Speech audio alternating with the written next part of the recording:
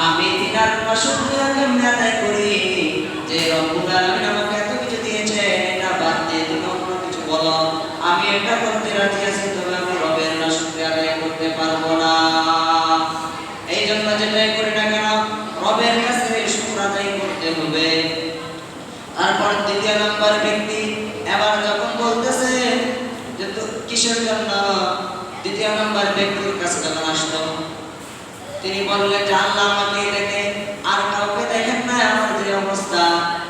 তারপর তিনি বলতেছেন যে আল্লাহ তাআলা তোমাকে এই জন্য বানাইছেন, তোমাকে আল্লাহ তাআলা হতে পারে তুমি শুকর আদায় করো, আল্লাহ তাআলা হতে পারে তোমার এই অবস্থাটা আরো বৃদ্ধি করে দেবে, তোমার বাড়ি গাড়ি আরো সুন্দর হতে পারে, এগুলো হতে পারে।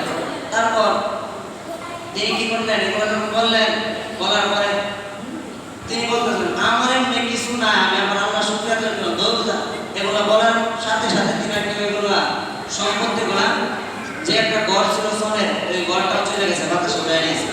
তারপর যে পরনের কাপড় ছিল এই কাপড়গুলা শেষ হয়ে গেছে।